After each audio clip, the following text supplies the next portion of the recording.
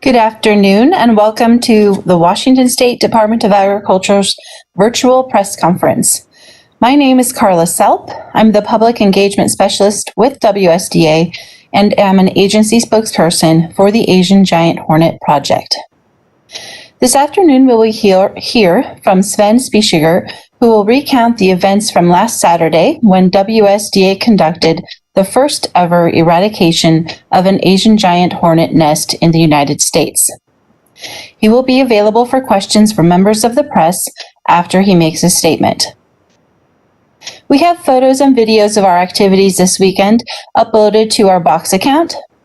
Links to the media are available in the press release posted to our website. Please note that some photos and videos are only available for use to official members of the press, and the file name will indicate if that is the case. Photos of the eradication are also available to members of the press through Elaine Thompson with the AP. Her contact information is available on the press release that went out earlier today. The property owner will entertain interviews from the press. However, he will not be available until Wednesday. If you are interested in interviewing the property owner, please send a request to me. The agency has received numerous requests for one of the specimens that we collected this weekend. Just to let you know, WSDA is not selling Asian giant hornets. The specimens are being provided to researchers to help develop new tools in our effort to prevent Asian giant hornets from establishing in the Pacific Northwest. Also, our suits are not available to loan for Halloween costumes. As far as we know, Amazon is sold out as well. We do look forward, however, to seeing your COVID-friendly homemade Asian giant hornet hunter Halloween costumes. Although we have conducted our first nest eradication, this fight is not over. We still need residents to report every single hornet every time they see one. That is what allowed us to be successful in this case. People in Washington State can report suspected Asian giant hornet sightings on our website at agr.wa.gov/hornets, via email at hornets@agr.wa.gov, or on our hotline at 1-800-443-6684. If you suspect you have seen an Asian giant hornet in a different location, please report it to your own state or province's invasive species managers. One last reminder, please keep your line muted to ensure the best sound quality for everyone. Sven, please go ahead and unmute yourself. Alrighty, can you hear me okay? Coming in loud and clear, thanks. Alrighty, so, we found one and we took it out. We're all pretty happy here, so just start off with that. We've received numerous well wishes from across the country and actually other parts of the world, and from my staff and myself. Thank you. It's very heartening to know that everybody's behind us and have been very supportive in our efforts to date. So thanks to everybody who was thinking of us. Big special thanks to our property owner and all of the neighbors in the localized area where we've been working the last 3 weeks. I know our presence can be overwhelming at times because we have a big crowd behind us. And just wanted to extend my personal thanks again to the property owner for tolerating our presence and allowing us to get our work done. It is much appreciated, so thank you again. All right, so as we learned in the last press conference we held last Friday, on October 22nd, we were able to tag a few hornets and follow one of them back to the first nest located in the United States. And to our surprise, it of course was not in the ground. We got one of the supposedly low percentage that nest in trees. And so we did spend a good portion of the day Friday just going over our eradication protocols, making lists of equipment that would be needed that was different than what we had anticipated. We were able to pull all that together pretty quickly.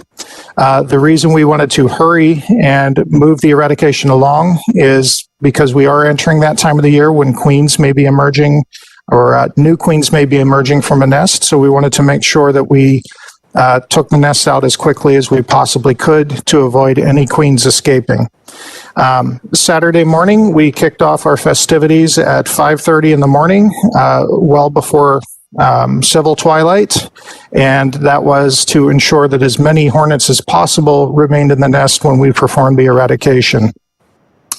Since the hornet nest was approximately 8 to 10 feet up on the tree, we decided to go with a couple of pieces of scaffolding. And can you hear my audio still? I can hear you, Sven. Okay, I'm sorry, I saw a chat. Okay. Yeah, I saw that too. Can everyone else hear us? Okay, I think we're good. So basically, we decided to go with some scaffolding because the thought of being on ladders in our hornet suits is just a little daunting to us, and we were able to get some fairly quickly, get them strapped to the nearby trees. We encountered quite a bit of luck in that it was extremely cold, and I attribute this almost entirely to the reason why the nest seemed so docile. We were never once attacked by the hornets coming out of the tree, and we were fortunately able to seal the entrance up quick enough that none were able to escape during the eradication. And so I've seen many videos of nest removals from all over the world, and they generally happen to have hundreds of Asian giant hornets flying around the people doing the work, and that's just not what we experienced. So I think we were very fortunate that our plan of attack sealed them in the nest and allowed us to do our work without really being in any sort of danger throughout the course of it. Now, the tree that we encountered unfortunately had a fairly large hollow crevice, and it was impossible to tell exactly where they were coming in and out. So our plan was to use extremely soft foam to fill in that crevice to the area we thought was the entrance. We used our FLIR thermal imaging camera also to sort of confirm where we had a heat signature, which would indicate that the nest was inside the tree, and it seemed like it was localized in one area. So after putting foam in the crevice to seal that off and over top of the entrance itself, we then used shrink wrap to seal everything in place. And then when we were ready and pretty sure that no hornets were going to come pouring out because of the activity, we were able to hook up a generator attached to a vacuum with a special hornet collection chamber, which really isn't all that complicated. It's just a few couple reducers, if you will, and a clear plexiglass tube with mesh or wire cloth at the bottom of it to prevent the wasps from going further. What's nice about this is we could see what we were able to collect, and it allowed us to collect them alive. And some of these are actually needed alive to do future research. Dr. Chris Looney, my head taxonomist, the head of our taxonomy section, did the majority of the vacuuming at the hull. Our eradication coordinator, Ryan Wojon, was also one of the ones suited up, as was Cassie Chehorse, our outreach and education specialist, and I was also in a suit helping as well. When we first started vacuuming, the hornets were not too upset with us, and very few came out, so we started hitting the side of the tree with a 2x4 just to kind of get them excited, and that did seem to work. They started pouring out then. All told, we were able to vacuum up 85 specimens. Dr. Chris Looney had netted 13 specimens the Friday before while observing the nest, and that gave us a total of 98 specimens that we collected during our vacuum extraction. Not collected was the queen. We believe the queen to still be inside the tree, but this does not surprise us at all. Normally, the queen would not come out to defend the nest when there's lots of workers to do so. So we believe her to still be in the nest. Also, interestingly, after we had completed our eradication activities, we turned on our radio transponder tracking device, and the tracking tag is still inside the tree, either attached to the hornet that we tagged, or it has fallen off and is in the bottom of the nest somewhere. Once hornets stopped coming out of the nest and into our vacuum device, we decided to finish it off by basically asphyxiating the rest of them by introducing carbon dioxide gas into the nest chamber. Dr. Looney did notice larvae falling down, presumably dead from asphyxiation. And after we did that for probably 10-15 minutes, we sealed it up with expanding foam, rewrapped it with shrink wrap, and then we have basically hired a contractor to come and remove the tree or drop it for us so that we can have it sectioned and then examine the nest further on probably Wednesday, maybe Thursday. It really depends on the schedule of the contractor. But at this point, we believe everything in the nest to be dead, and we can declare this an successful eradication of the first nest. We are all extremely thrilled. As Carla mentioned, we've received many requests for specimens, mostly for private collectors, and unfortunately, that's not going to be able to happen with this particular eradication. Several of these are going alive to the USDA so that we can continue to do research on lures and attractants. Basically, we will be doing assays to see what types of chemicals they react to, and we have not had this opportunity yet, as most of these are alive over in Japan, Korea, and other parts of Asia. So this is the first time a researcher will be able to look at that here in the United States. The rest of them will be flash frozen, and that means in a -80 freezer, and so that we can do work on the genome. For this, we will also provide some of the ones that are frozen to APHIS's Otis laboratory, where they will do a body wash basically to try to pick up chemicals that may be involved as pheromone cues as well. And the rest of these are pretty much going to be slated for land-grant universities so that they can be put to use for education and outreach, which is the charge of a land-grant university. And most of those that have collections will be receiving specimens of these. We have to, of course, arrange for mailing and all of that and get them pinned up first, but that's pretty much going to do it for all of the specimens that we collected.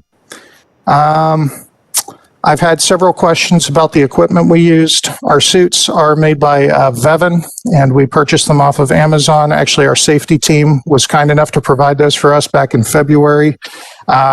We actually still don't know if they work, so I wouldn't run out and buy one just yet.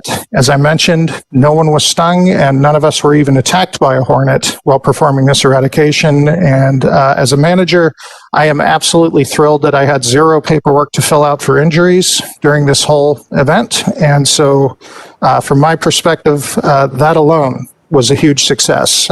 No one was stung, and no one was even attacked that we're aware of. And so that was a wonderful coup. And I also had specific questions from 911 services in Korea and other places. We don't actually believe it matters what brand of shop vac we're using, just that it has very strong suction and is reliable. But it is literally a shop vac, and our special collection chamber, which looks great, uses, I guess, reducers made by Fernco Company. Somebody wanted to know that specifically. And that's what they are. They're flexible pipe reducers, basically. And inside of the one on the bottom, there's a wire cloth, which stops the hornets from going down into the vacuum itself. And then we top it off with a cork on the end once we're done doing the vacuuming. Interestingly, all of the hornets that we vacuumed up looked quite dead the morning of the eradication. They were not moving at all. Dr. Chris Looney took them back, and they all revived and were quite active. I believe he took a video of that. I'm not sure if Carla has that available or not, but you can actually hear them buzzing. It's a pretty nice video. And with that, Carla, did I forget anything at all? I think we just wanted to mention the USDA role. Yes.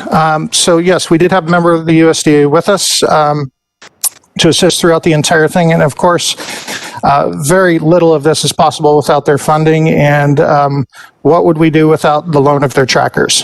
They turned out to be extremely useful in getting to the nest. And I'm going to tell you right now, being the one who was literally standing under the nest when it was found. We don't find this nest without the tracker, I don't think, unless it's a bad day for someone.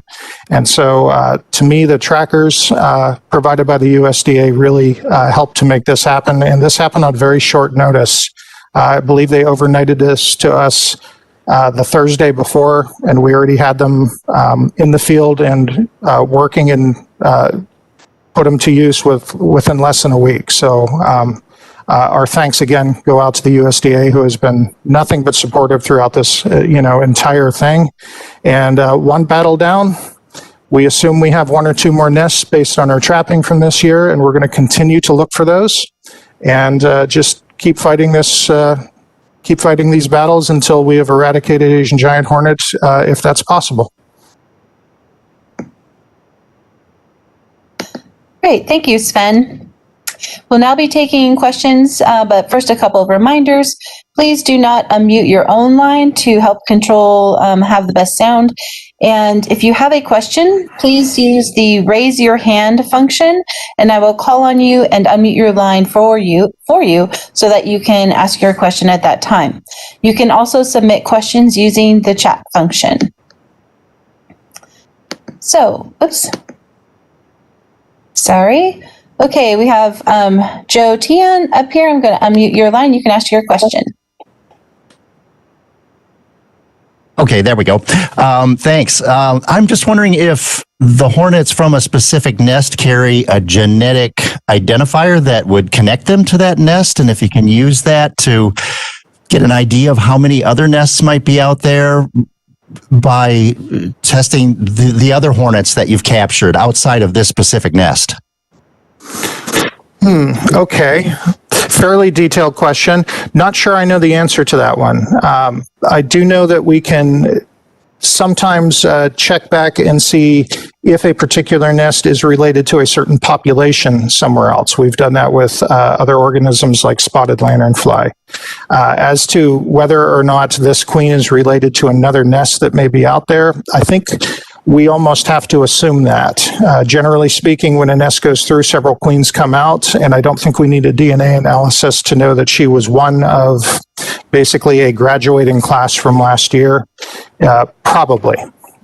There's always a remote possibility that she was a new introduction earlier in the year, but the more likely scenario is one nest went through last year, and this is just one of them that was able to succeed.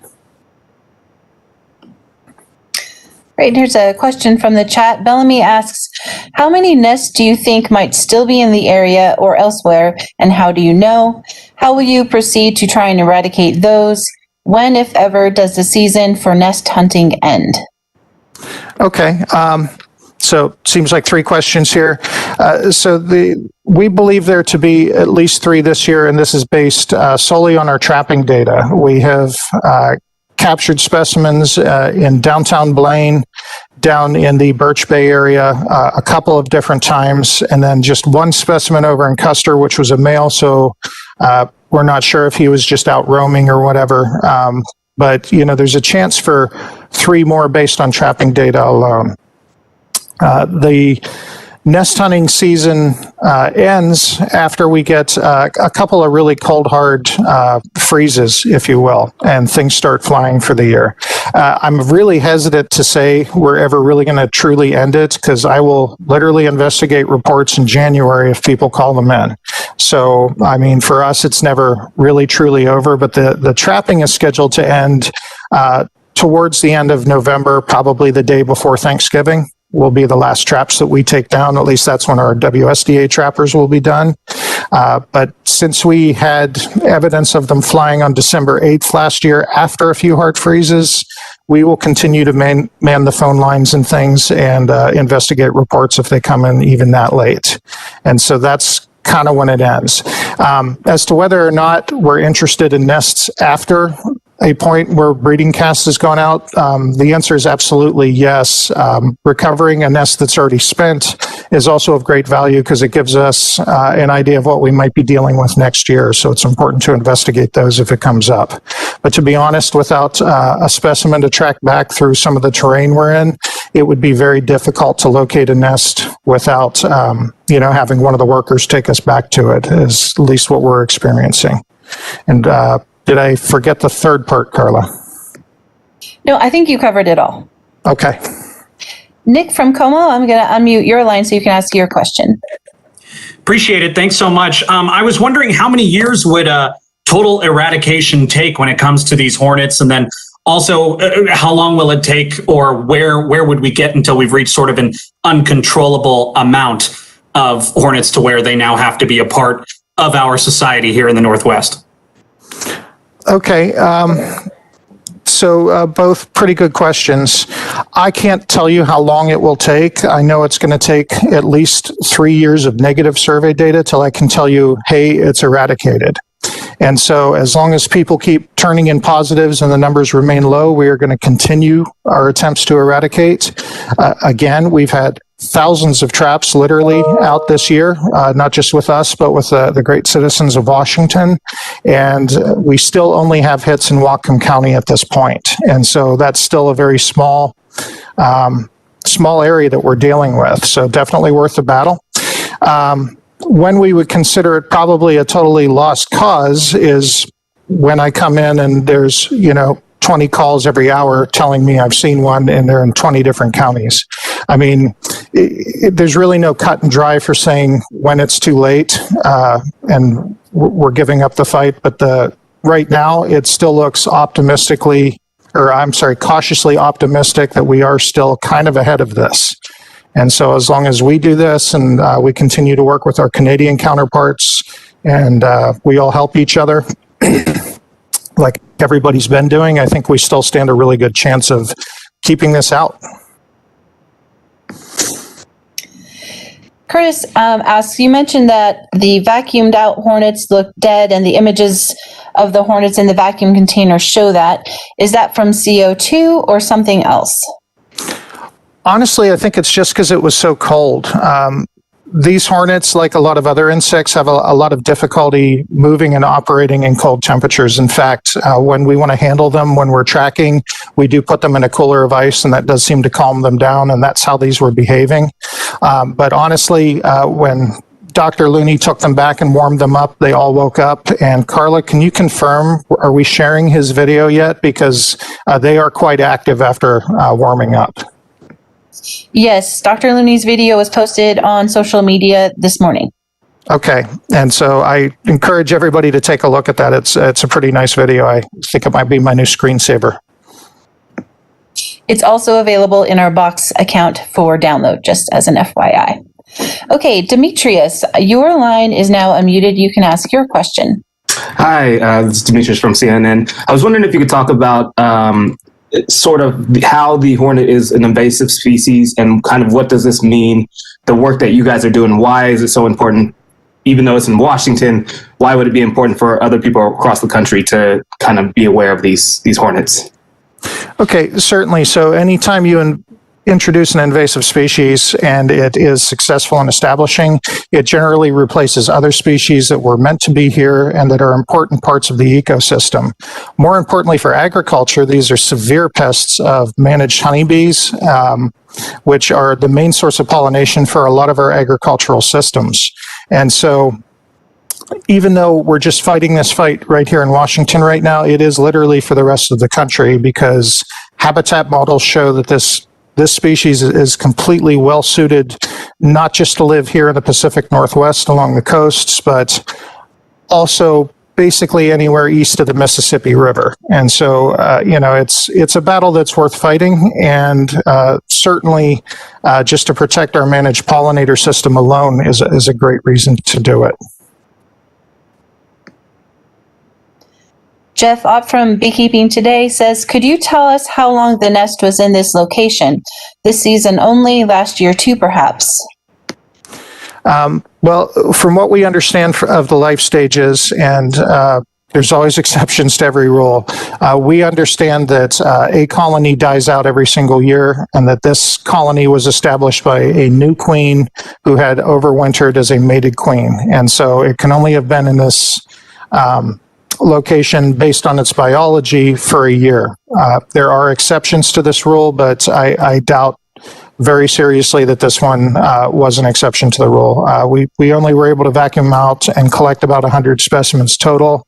It is in a kind of a confined space in a tree, so hopefully it's a smaller one. We'll find out more on Wednesday whether or not it was large, but it's doubtful that it was a second-year colony, if you will.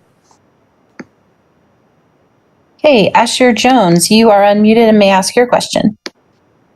Hi, thank you for doing this. So I was interested in the tracking devices that you use to track these wasps. I guess in particular, I wanted to clarify whether the previous attempts you used to track the hornets was you were using Bluetooth devices, but this successful tracking was using radio trackers. And then also if you were just able to provide any more details about how this tracking process works or anything about the technology. Thank you. Sure. So first of all, we had originally tried the Bluetooth tracking devices, mostly because of strength in numbers and ease of use. However, the signal doesn't carry quite as far as we need, and so we switched to a radio tracker. We actually ended up purchasing 3 receivers and some radio tags from one company. But in waiting for those to get there, the USDA very generously came through and loaned us equipment that they had been using this summer in the spotted lanternfly program that they were finished with for the year. They overnighted it.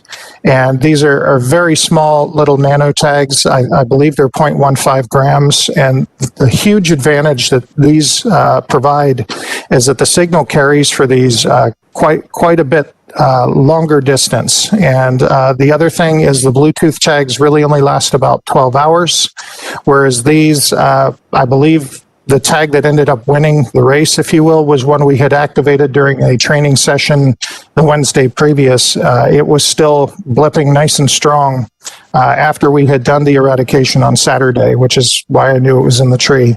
And so just having this available really did help us to up our game, if you will, and really helped lead to this success. Karen Larson asks, are you coordinating at all with officials on the Canadian side of the border? Can you give any details? Sure, absolutely. Mostly we are working with Paul Van Westendorp and Conrad Berube, who are both with the provincial government there. And both of these fellows were involved in the Nanaimo nest find and eradication last September. And we don't get to every meeting together, but they're invited basically to sit down in all of our planning meetings, and they have attended many of them. We, of course, share notes on what traps are working. They tell us, if they have some ideas that maybe we hadn't thought of. It's been very helpful, but I do know they have traps up all along the border, kind of right where we've been operating as well. And of course, we're sharing our capture and our eradication data with them as it's happening. And in fact, Paul was kind enough to give us the very first specimens that we had to use for outreach last December even. He made a point to go out of his way to deliver 4 specimens so that we could use them. And so, yes, we've been collaborating with our Canadian counterparts since the beginning. Judith Stanford Miller asks, she says, thank you for doing this. Can you speak to the potential impact on agriculture in Washington, especially the apple crop, if the hornet were able to get a foothold in the state? Well, certainly, as we stated previously, since these are predators on managed pollinators, obviously any loss of managed pollinators is going to impact any crop that depends on that. And certainly apple crops are one of these crops that we use. We're also very concerned about our berry crops.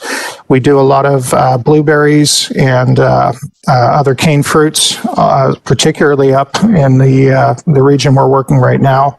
And so this is a little scary. We don't want migratory beekeepers, if you will, those are beekeepers who move their hives around to pollinate crops, to think that it's unsafe to be here. And so obviously, if that happens, that's not something we want to see. So that's why we've taken this so seriously, not just for Washington, but for the rest of the country as well.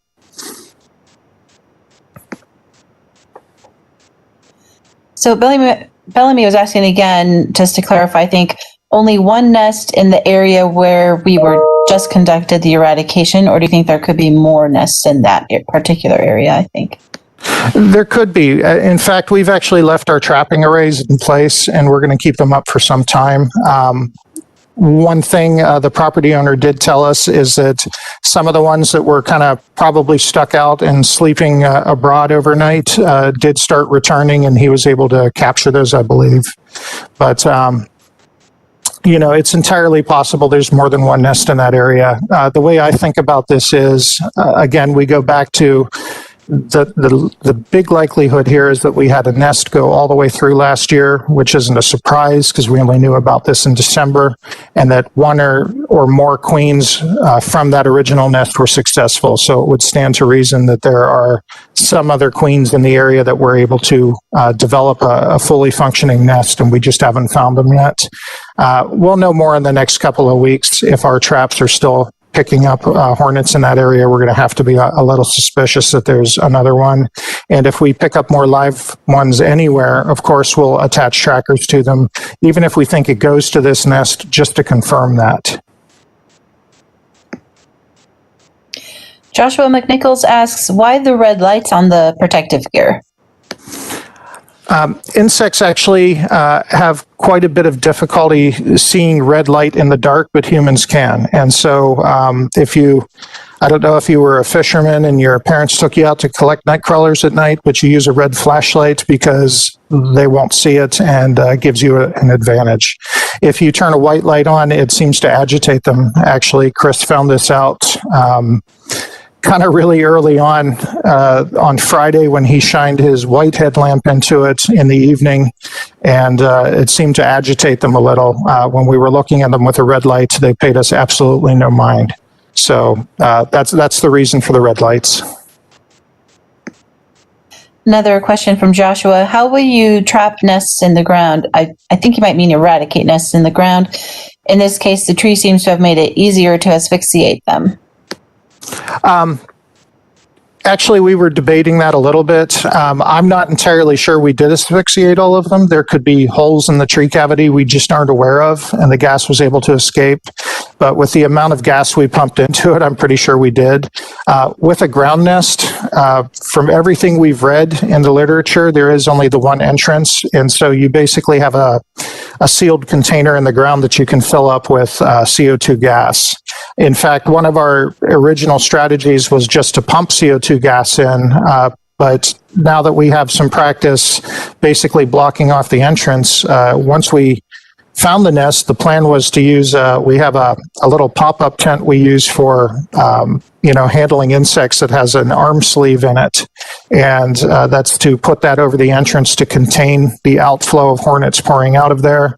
We will then insert the vacuum into that tent, get those that are in the tent, and then continue to get the ones pouring out of the hive. But actually, to me, a ground nest is going to be a little bit easier because I don't need to bring in a contractor to drop a tree and then try to hack the tree up to get the nest out. So we're still not completely out of the woods. When we drop the tree, there's a chance there might be something still alive in there, so we still have to sort of be on guard. In a ground nest scenario, we're going to know that the job is done right there and then. So to me, that would actually be preferred. Don Jenkins asks if tracking a hornet back to a ground nest will be more difficult than tracking one to a nest in a tree. I'm going to have to say probably not. The tags we're using seem to do very well. In fact, I believe it's one of our counterparts that we exchange ideas with in Jersey, in Great Britain. I believe actually already did some tests where he buried the trackers in the ground a little bit and was still able to get a fairly strong signal. Chris Looney may correct me on that because he's the one who was in contact, but I believe that's who did that. And the fact that this tracker is seemingly inside of the tree and I'm still getting such a strong signal, I have to think that a radio signal carrying from inside a void in a tree has to be very similar to one under the ground as well. And remember, they're not going too far in the ground, so some signal should be able to get out. Next question, how many nests would signal that the problem is out of control? I don't think there's a clearly defined number. If a nest kicks out 200 queens in a very localized area and we find all 200, I'm not too concerned.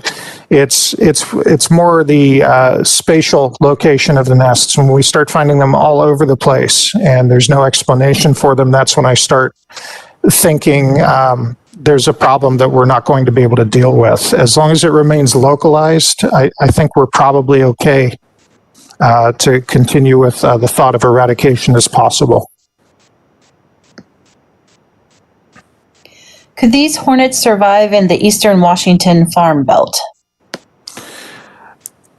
Most habitat models say no. If you think about the habitat there, probably not.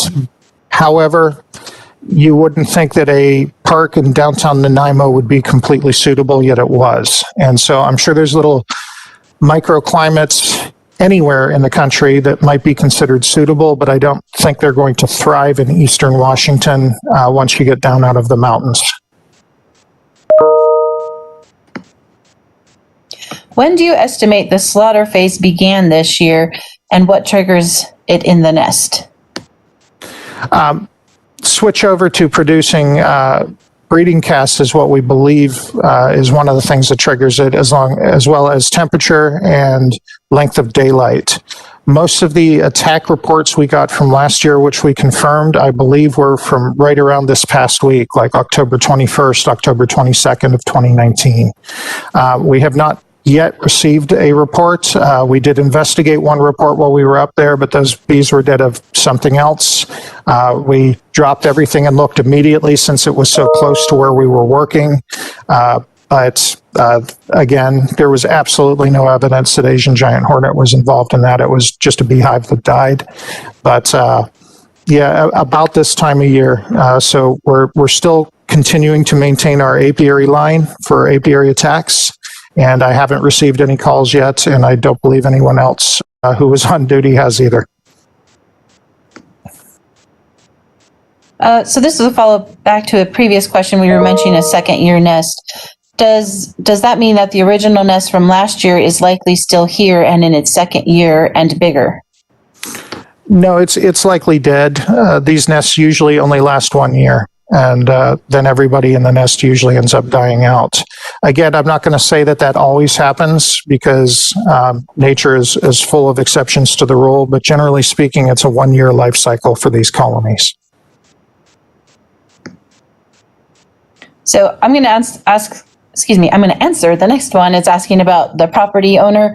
The property owner does not want to be identified on publicly, but he can. You can send me a request if you would like to interview him, and he will consider those requests. And there was a question about when he reached out to us. He didn't actually reach out to us. We just ended up on his property when we followed the hornet. So the poor guy just had us land in his backyard, basically. You want to have anything to add to that, Sven? No, just they were... Actually, it was a little terrifying because the first thing we saw was their children's play set, less than 20, 30 feet from the active nest. And so that's when we knew we had to contact them immediately. Like Carla said, we followed the hornet there. We weren't called there. Okay, and this is the last question that I have in the chat. So if anybody does have additional questions, please be sure to enter them now or raise your hand so that we can get to them. Last question I have right now is, how tall is the tree and what kind is it? It's a dead tree with a little bit of bark left, and it's fairly tall, 60 feet or so, almost 2 foot in diameter, if you will. And those of us who know trees are 99% sure it's an alder tree. So that's very much what it looks like. There's a question about how cold was it on Saturday morning? Well, I wasn't scraping ice, but it was certainly down in the 30s. How dangerous to humans are the hornets? As long as you avoid them and do not approach nests or do anything crazy like run over them with a lawnmower, they're not entirely dangerous. However, if you stumble into a nest or agitate them or surprise even a lone worker by accidentally sitting on it, they will defend themselves, and the sting is extremely painful. People that have been stung have told us this. If you are particularly sensitive with allergies, you could die from one sting, but that's rare. The likelihood of it being extremely dangerous is when you accidentally stumble into a nest and you sustain multiple stings. This has been known to cause fatalities in Asia for years. The numbers seem to vary depending upon who you talk to, but in Japan alone, it's between 20 to 50 deaths every year. Of course, there are quite a few more colonies there. We don't ever want it to get to that. Again, this colony that we found did not act like it typically acts according to the literature. I was literally standing under the entrance when we found it. Chris and I were having a conversation and they started flying over our heads, and I was closer than we should have been. So we were very fortunate, as were all the folks who participated. If you really do take some time and view some nest eradications and reports from Asia, you will see that this is actually a fairly dangerous thing if you go and mess with it. Otherwise, they're not going to hunt you down. A chance encounter would be the only time you might actually be in any danger of being stung, and usually one sting is not going to kill you. Can you further explain your level of concern about the 3 or likely 3 nests? Actually, it kind of varies. The one in Blaine is of great concern to me because we had a lot of activity last year. We had several apiaries attack last year in Blaine, and this is probably one that I just can't attribute to the other detections we have, and it came so late. In fact, I believe it was either last week or the week before that we haven't had time to have a proper trapping array out. I mean, the trapping array has been deployed immediately, but it wasn't out long enough to really catch anything else to help us hone in on it. So that one concerns me a bit. Birch Bay is confusing. We had an unmated queen, we had a worker, and then we had a photograph of another worker, and then nothing for 3 months. And that is very confusing to me. And then having the male in Custer, a male, of course, in and of itself is nothing. He can mate with a queen. So there's probably maybe not a nest there, but we have to treat it like there is. But to me, the one in Birch Bay is of great concern because we just don't know what's going on and we don't know why they stopped coming to traps. And then, of course, the one in Blaine, because we've had so many hits in the area. And I'm not sure we're done in the area that we just eradicated the nest. It's a very large wooded area, and clearly a nest nearby was successful the year previous. So we're likely that was the case. And so to me, level of concern is still there, but the whole staff is actually pretty thrilled.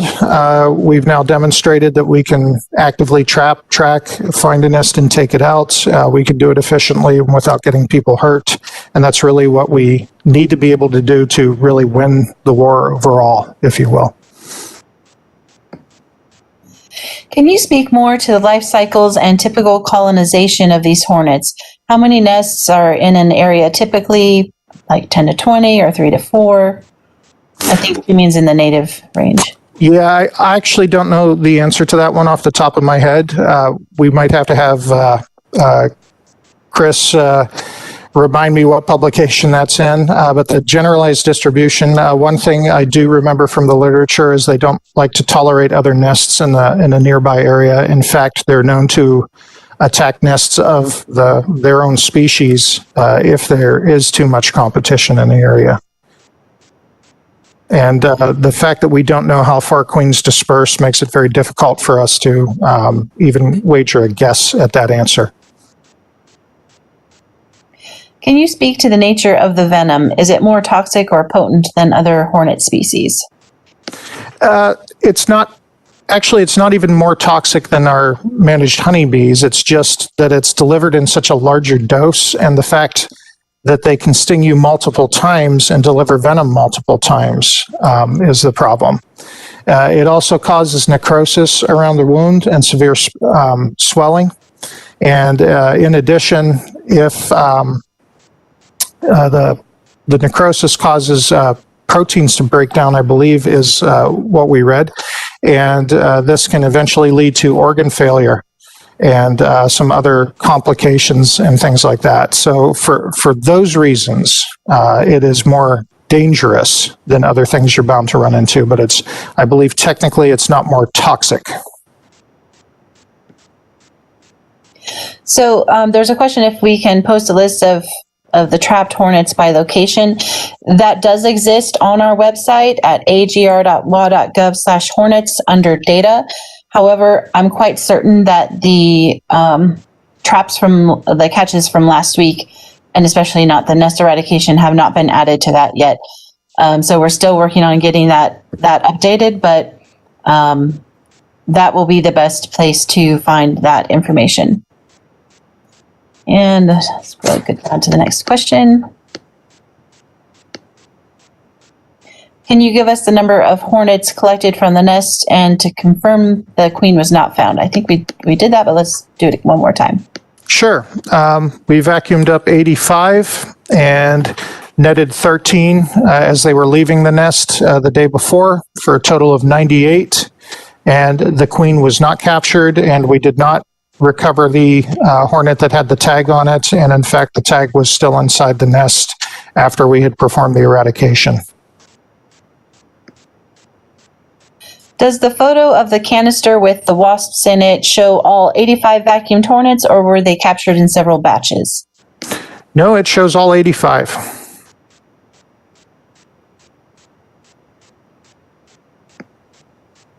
There have been reports mentioning these hornets, quote unquote, spitting venom, especially into the human eyes. Is that true? Some folks have been splitting hairs about this, spitting being close to a synonym for spraying. They spray it. And so, yes, a lot of hornets are capable of spraying venom. In fact, during one of our original tagging attempts, as Dr. Looney was attempting to reposition the tag in a chamber, the hornet did release a substance which we believe to be venom in his direction. And from what we've read, it can actually injure your eyes if you are sprayed in the eyes. And that's why our protective suits actually have a face covering and come with goggles.